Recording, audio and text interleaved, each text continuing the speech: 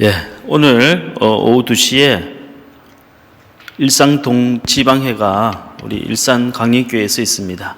오늘 그 자리에서 우리 교회 유미선 장로님과 신현주 장로님 두 분이 은퇴식을 합니다. 축하하시기를 원하시는 분들은 시간 음수하셔서 2시에 일산 강림교회로 와주시면 좋겠습니다.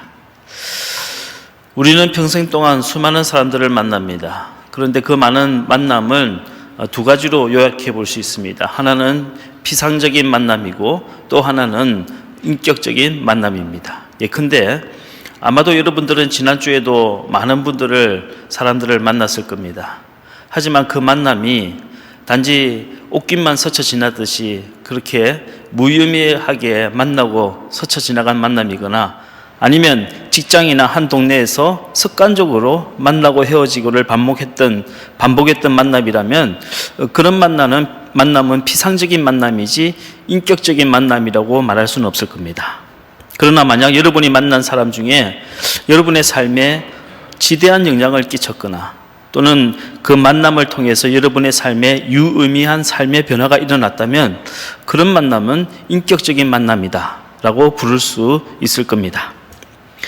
모세가 하나님을 처음 만난 것은 호렙산에 불붙은 떨기나무에서였습니다. 그러면 출애굽기 3장에 나오는 모세가 호렙산에서 하나님을 만나기 이전에 하나님을 몰랐을까요? 아니요, 모세는 이미 하나님을 알고 있었습니다. 적어도 서너 살이 되기까지 그의 친어머니인 요게벳의 젖을 빨고 자랐기 때문에 그의 어머니를 통해서 이스라엘의 하나님에 관해서 수도 없이 많이 듣고 자랐습니다. 모세가 미디안 광야에서 아들을 둘 놓게 되었는데 그 이름을 하나는 게르솜 또 하나는 엘리에셀이라고 지었습니다. 게르솜은 나그네라는 뜻이고 엘리에셀은 하나님이 도우셨다 하는 말입니다. 무슨 뜻인가? 우리 인생은 나그네고 하나님의 도움 없이는 하루도 살아갈 수 없다 하는 모세의 신앙 고백이 담겨져 있는 겁니다. 다시 말하면 모세는 이미 하나님을 너무나도 잘 알고 있었다는 뜻입니다. 하지만 그건 피상적으로 알 뿐이지 하나님을 인격적으로 만난 것은 아니었습니다. 모세가 살아계신 하나님을 인격적으로 만난 것은 출애굽기 3장 호렙산에 불붙은 떨기나무에서 현현하신 하나님을 만날 때였습니다. 장인 이드로의 양떼를 치다가 우연히 호렙산에서 불붙은 떨기나무 가운데 그곳에 임재하신 하나님을 만나게 되자 모세는 큰 두려움을 느꼈습니다. 피상적인 만남이 아니라 하나님을 인격적으로 만날 때 가장 먼저 드는 감정은 두려움입니다. 출애굽기 3장 6절 말씀을 한번 읽겠습니다. 시작.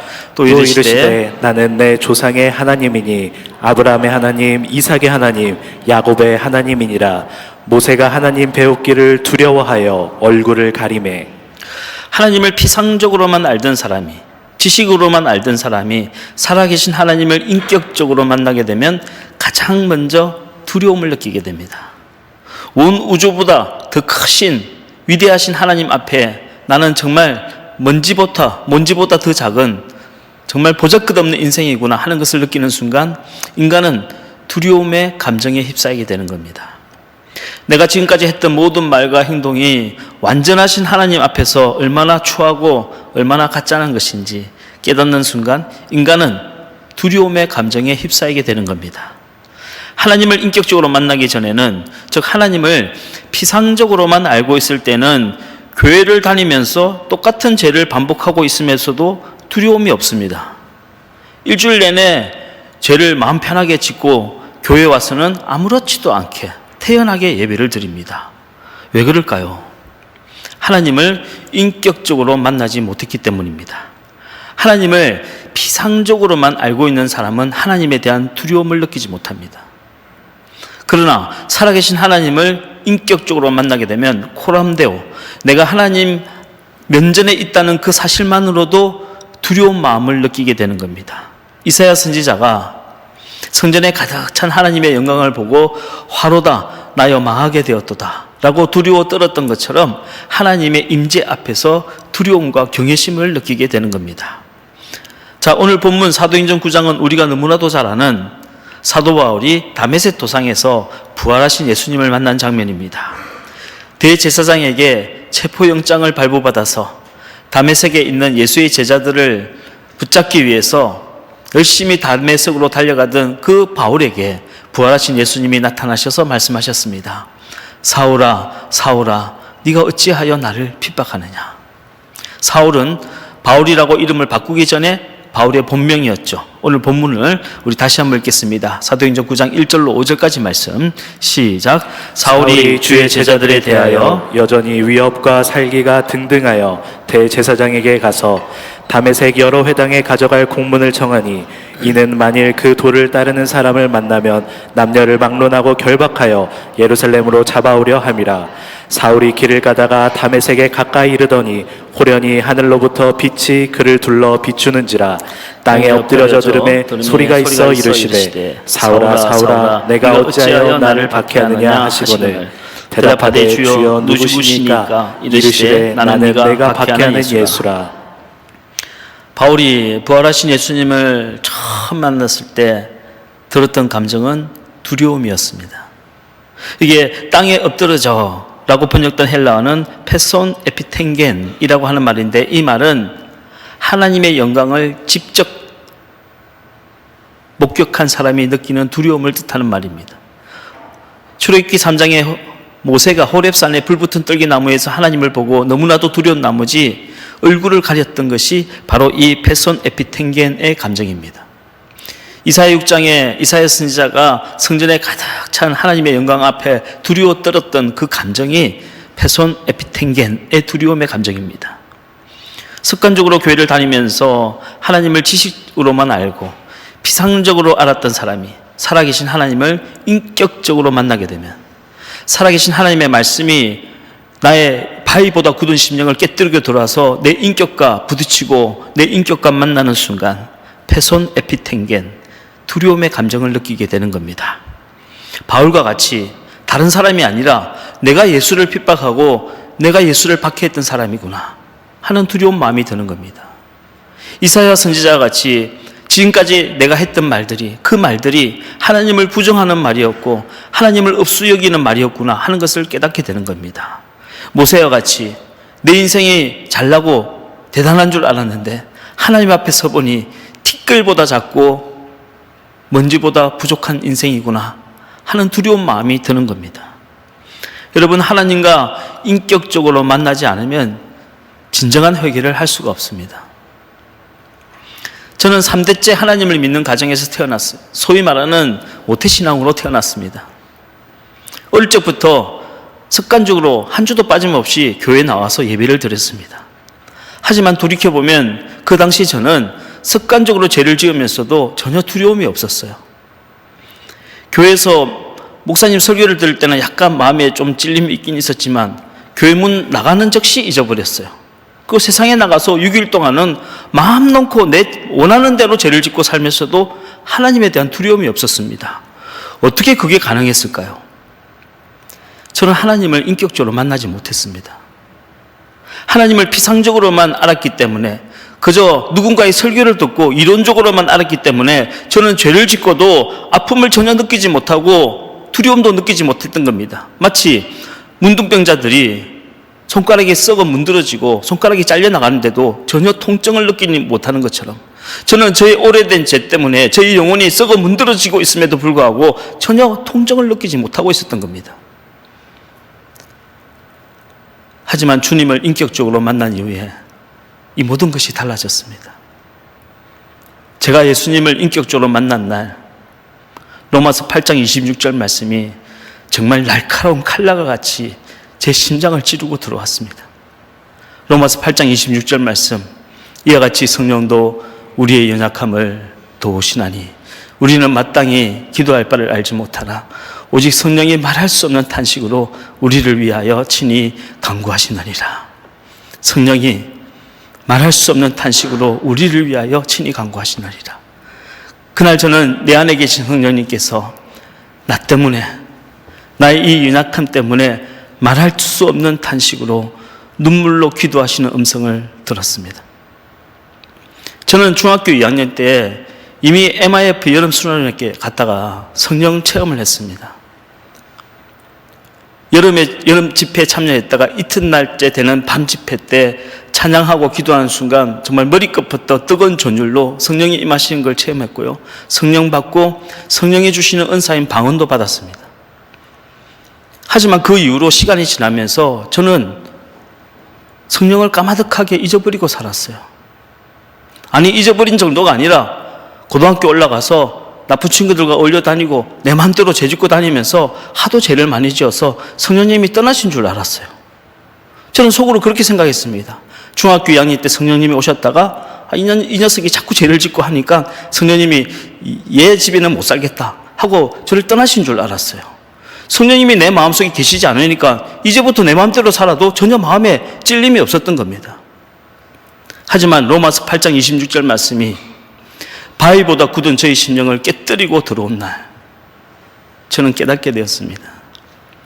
그날 이후로 성령님은 단 한 번도 내 마음속에서 떠나신 적이 없다는 사실을, 나의 더럽고 이 추한 마음속에서도 성령님은 견디시면서 나를 위하여서 지금까지도 말할 수 없는 탄식으로 눈물로 간구하고 계셨다는 사실을 처음으로 깨닫게 된 겁니다.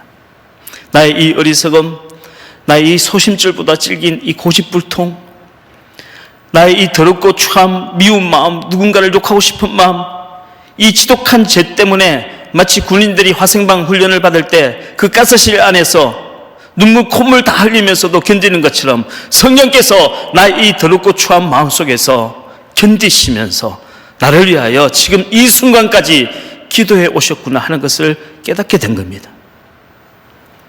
내 안에 계셨던 성령님이 그동안 얼마나 괴로우셨을까 생각하니 슬픔과 애통함이 파도처럼 밀려왔습니다.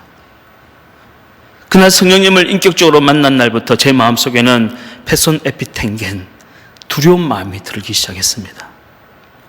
내가 한 말 때문에 성령님이 얼마나 근심하셨을까. 내가 그 사람에게 함부로 대하고 미워하고 분노하고 거짓말하고 욕할 때 성령께서 얼마나 근심하고 계셨을까. 나의 이 오래된 죄의 습관 때문에 성령님이 얼마나 숨막히셔 하시고 얼마나 답답해 하셨을까. 두려운 마음을 갖게 된 겁니다.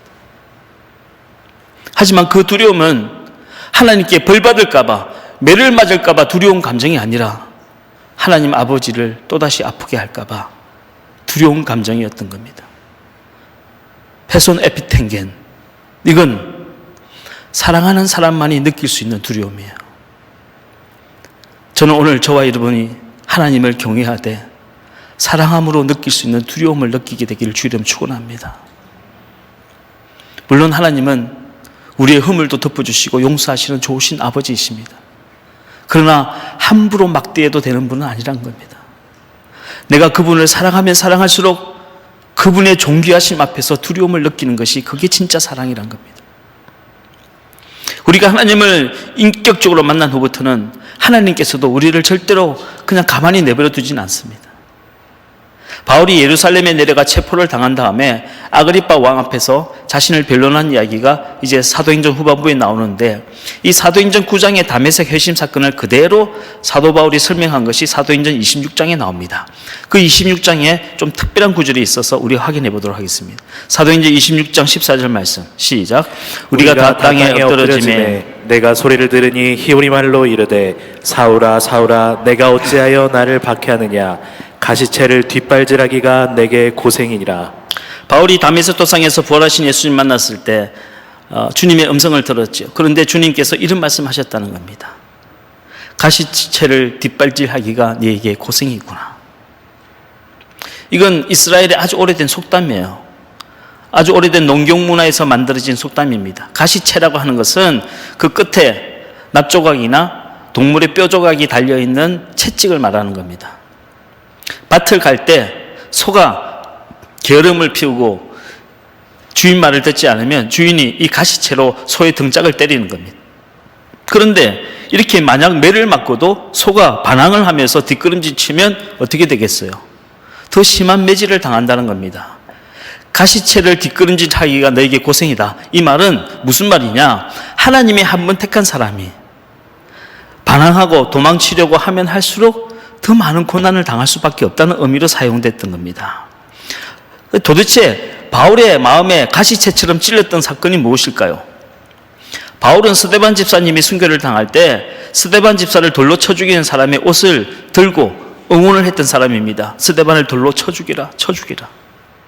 그런데 스데반 집사는 그 돌에 맞아 죽어가면서도 하나님께 용서의 기도를 드렸어요. 하나님, 저들을 보소서. 저들의 죄를 용서해 주옵소서. 저들은 지금 자신들이 하나님께 무슨 죄를 저지른지 알지 못하니 저들의 죄를 용서해 주옵소서. 스데반 집사의 기도를 들은 사도 바울의 마음속에는 가시채와 같은 찔림이 있었어요. 그런데 바울은 그 찔림을 무시했습니다.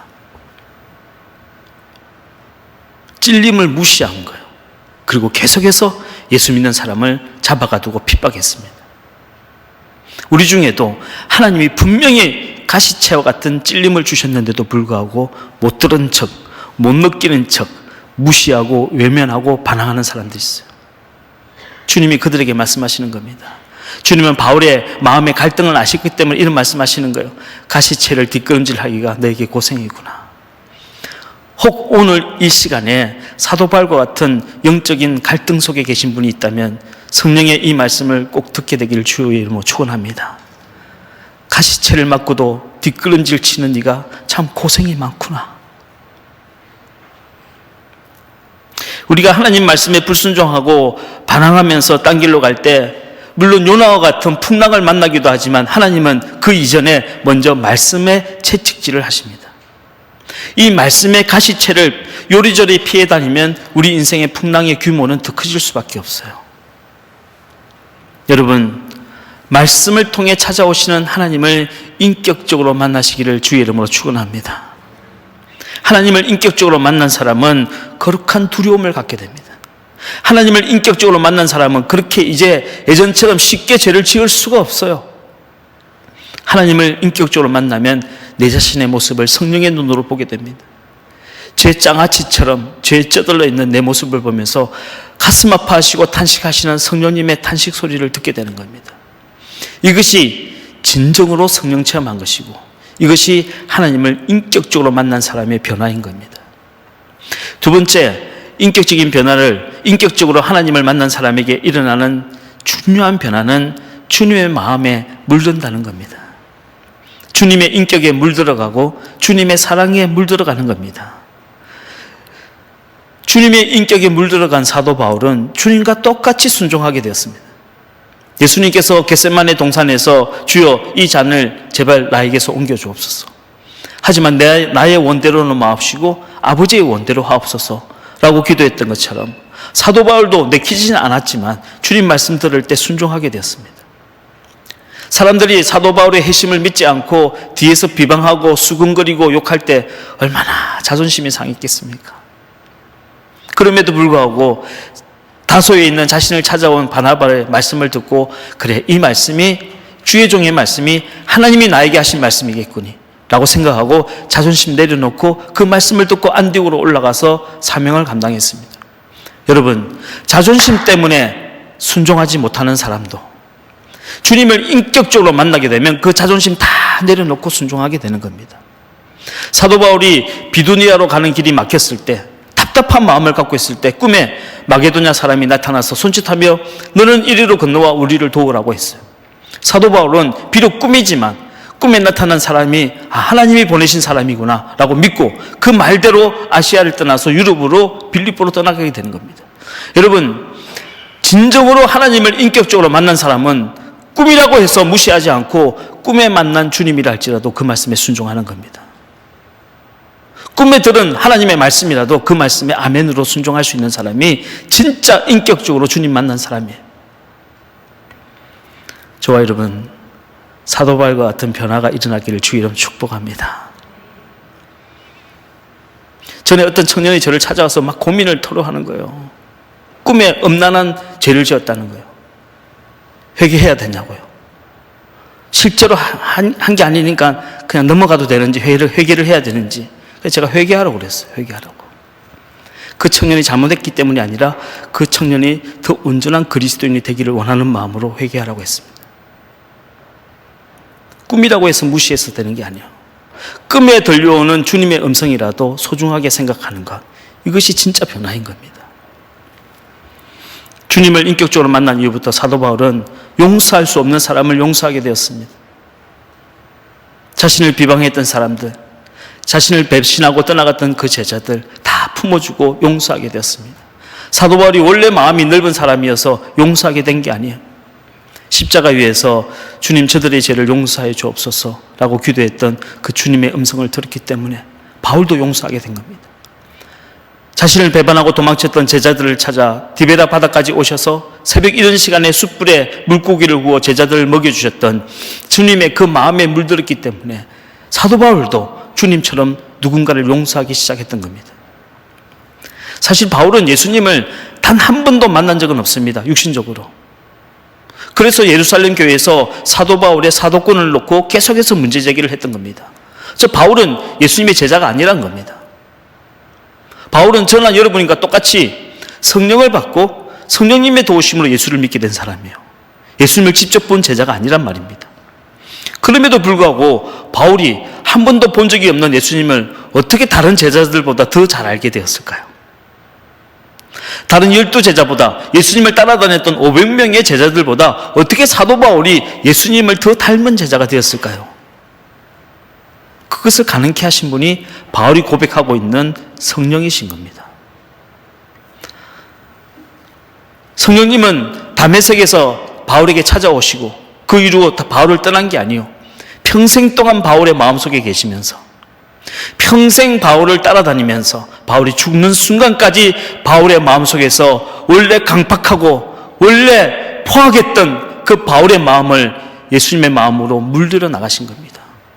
평생을 바울의 마음을 변화시키고 평생 동안 바울의 마음을 예수의 마음으로 물들여 나가신 분이 바로 성령님이라고 바울은 고백하고 있는 겁니다. 오늘날 많은 사람들이 성령님에 대해서 오해하고 있습니다. 하나님도 알겠고 예수님도 알겠는데 도대체 성령님은 누군지 모르겠다라고 하는 분도 계시고, 또 어떤 분은 성령님에 대해서 굉장히 오해를 많이 하고 있습니다.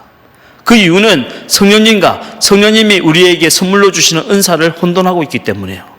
이것은 마치 아버지가 사준 선물을 혼돈하는 것과 똑같은 겁니다. 성령님은 누구십니까? 성령님은 삼위일체 하나님이십니다. 그 성령님이 계시기 때문에 우리는 살아계신 하나님과 인격적으로 만날 수 있는 겁니다. 그 성령님이 계시기 때문에 우리는 예수님의 인격에 물들 수 있는 겁니다.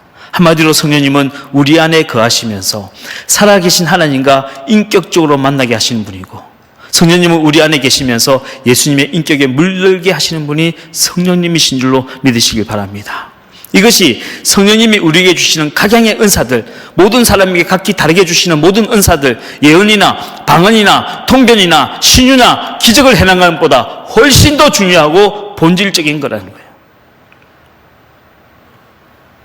사실 우리는 성령님의 도우심 없이는 하나님을 제대로 믿을 수가 없습니다. 그만큼 우리는 죄에 심각하게 오염되어 있기 때문이에요. 그만큼 우리는 죄에 심각하게 망가져 있기 때문입니다.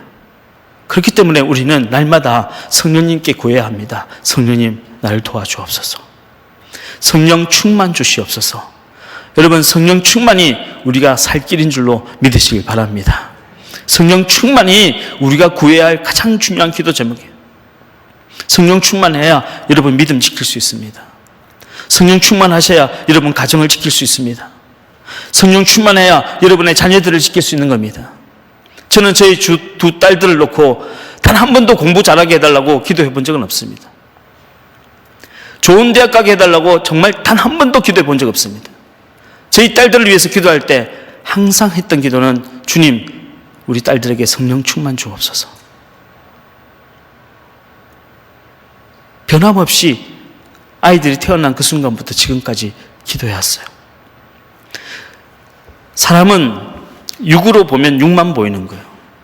혼으로 보면 그 사람의 혼만 알게 됩니다. 성령을 받아야 영이 보이는 거예요. 성령을 받고 나면, 성령 충만하면 우리가 얼마나 악한 영들의 지배를 받고 있는가 하는 것을 알게 됩니다. 지난 20년 동안 한국 교회가 계속해서 줄고 한국의 기독교인들의 수가 절반으로 줄었어요. 하지만 그 사이에, 우리가 모르는 사이에 소위 무당들, 역술인들 숫자가 10배로 늘어났어요. 지금 우리나라의 역술인과 점술가들의 숫자가 100만 명이 넘어섰어요. 사탄은 이미 대중매체와 대중문화, 영화, 드라마, 음악 속에 완전히 뿌리를 내리고 있어요. 음란의 영들과 악한 영들이 교인을 다니는 사람들의 가정에 이미 다 들어가 있고, 심지어는 교회도 제 집 드나들듯이 들락거리고 있어요. 여러분, 드라마를 보고 영화를 보십시오. 동성연애를 아름다운 것으로 미화하고 있어요. 그걸 추종하는 사람들이 너무너무 많아지고 있는 거예요. 마약, 폭력, 그냥 문화의 하나로 여겨지고 있는 거예요. 한때 귀하게 쓰임받던 주의 종들이 간음죄를 짓고 그냥 수도 없이 넘어지고 있는 겁니다. 그들이 왜 하나님 안 믿어서 그렇습니까? 그렇지 않아요. 다 하나님 믿고 있는 사람들이요. 사탄이 밀가루 듯이 하고 있는 겁니다. 지금 한국교회와 성도들은 사탄이 지 맘대로 주무럭거리면서 밀가루 듯이 하고 있는 거예요. 그러니 우리는 다시 힘을 내서 기도해야 합니다. 주님, 성령 충만 주시옵소서. 성령 충만 받지 못하면 내 믿음 지킬 수 없어요. 우리는 그만큼 연약한 존재들인 겁니다. 머리로 아는 것만으로는 할 수 없습니다. 성경 공부, 제자화 훈련 아무리 해도요, 이 장벽 뛰어넘을 수 없어요. 아무리 감정적으로 뜨겁게 믿어도 이 장벽을 뛰어넘을 수 없어요. 우리는 성령님의 도우심을 받아야 합니다. 성령님의 지, 성령님의 정, 성령님의 의, 다 도움을 받으셔야 돼요. 성령님의 도움으로 날마다 살아계신 하나님과 인격적으로 만나야 합니다. 우리가 가정에서 내 남편, 내 아내, 우리 자식들을 매일 보듯이 그렇게 성령님을 날마다 인격적으로 만나셔야 해요. 성령님의 도우심으로 날마다 주님의 사랑에 물드는 제자가 되어야 합니다. 제가 얼마나 강조를 했던지, 이번에 말레이시아 갔더니 우리 이동국 선교사가 노래를 하나 지었는데 제목이 봉숭아 꽃잎에 물들듯이 노래를 만들었어요. 노래를. 어릴 적에 봉숭아 꽃잎에 새끼손가락 물들면요, 빨갛게 물들죠. 2주만 지나가면 없어져요. 그래서 또 물들이는 겁니다.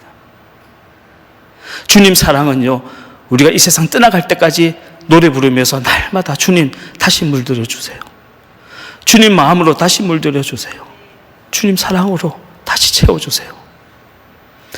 그렇지 않으면 우리는 내가 알지 못하는 사이에 넘어지고 쓰러지는 거예요. 인격적인 만남은 횟수가 중요한 게 아니에요. 가룟 유다를 보십시오. 예수님과 3년 동안 매일같이 동고동락해도 결국은 은 30냥에 예수님 배신하고 팔아넘겼습니다. 3년이 너무 짧아서 그런 걸까요? 그렇지 않아요. 가룟 유다는 하루 24시간 주님과 붙어 살았어요. 하루 24시간에 1년 365일을 곱하고 거기에 3년을 곱하면 28,260시간이에요. 만약 여러분들 중에 주일날 딱 1시간 예배드리고 그 다음 주일날 교회 올 때까지 예수님을 잊고 사신 분이라고 한다면 26,280시간은 5년이 넘는 시간이에요. 아니, 죄송합니다. 500년이 넘는 시간이에요. 그러니 가룟 유다가 주님과 함께 붙어 있었던 시간이 절대 짧은 시간이 아니라는 겁니다. 주일날 딱 한 번만 예수님 생각하는 사람에 비하면요, 500배가 더 넘는 시간을, 500년이 넘는 시간을 함께 한 거예요. 그래도 가룟 유다는 안 변했어요. 처음에 가졌던 그 탐욕, 그 야욕, 그 욕심, 그 분노 변하지 않았습니다. 왜? 피상적인 만남으로는 아무리 오래 만나도 역사가 일어나지 않아요. 교회를 얼마나 오래 다니느냐가 중요한 게 아니에요. 예수님을 정말로 인격적으로 만났느냐, 이것이 중요한 겁니다. 수십 년 교회를 다녀도 예수님을 인격적으로 만나지 않으면 변하지 않습니다. 단 한 번이라도 주님을 인격적으로 만난 사람이 변하는 겁니다. 여러분의 삶에 그런 변화가 있기를 주의 이름으로 축복합니다. 어떤 분이 요즘같이 추운 겨울날 길을 가다가 새끼 고양이가 길에 있는 걸 봤어요. 길고양이인지 아니면 길고양이의 새끼인지 아니면 누군가 버리는지 모르겠지만 이게 버려진 유기된 새끼 고양이가 추워서 벌벌 떨고 있는 걸 보니까 너무 안쓰러운 마음이 들어서 그 고양이를 집에 데려가서 결국엔 그 집에서 키우게 됐어요. 근데 그 고양이가 집에 들어온 날부터 놀라운 변화가 일어났다고 합니다. 일단 딸들이 컴퓨터에 앉아서 계속 고양이 키우는 법 검색하고 좋은 집사 되는 법 이런 걸 계속 공부를 하는 거예요. 애들이. 원래 거실에 러닝머신이 있던 자리가 러닝머신 갖다 버리고 캣타워 세워놓고 이제 거실에는 모래가 있는 겁니다. 그뿐만 아니에요. 그 집에는 내 식구가 집에 들어오면 각자 그냥 방에 들어가서 나오지 않는 집안인데 고양이가 들어온 날부터는요, 내 가족이 매일마다 저녁만 되면 거실에 앉아가지고 고양이가 잘 있나, 혹시 스트레스를 받지 않았나, 내 가족이 다 같이 모여 앉아 있다는 거예요. 그뿐만 아니에요. 혹시 새끼 고양이가 놀랄까봐 집에서 큰 소리 치는 사람이 하나도 없어졌대요. 그전에는 저기서 야, 이 녀석 했는데 그 고양이가 놀랄까봐요. 말도 조심조심하고 조용히 하게 됐다. 여러분 한번 생각해 보세요. 새끼 고양이 한 마리가 집에 들어와도 우리의 삶에 이런 변화가 생기는데 인류 역사상 온 인류에게 가장 큰 영향을 끼친 그분이 믿지 않는 사람들도 인류 역사상 가장 큰 영향을 끼친 사람 한 사람을 뽑으라 하면 이구동성으로 예수 그리스도를 이야기합니다. 믿지 않는 사람들도. 인류 역사상 가장 많은 인류에게 가장 큰 영향을 미쳤던 그분이 나에게 찾아오시고 여러분의 가정에 찾아가셨는데도 아무런 변화가 일어나지 않는다면 세상에 이거보다 더 큰 기적이 어디 있겠습니까?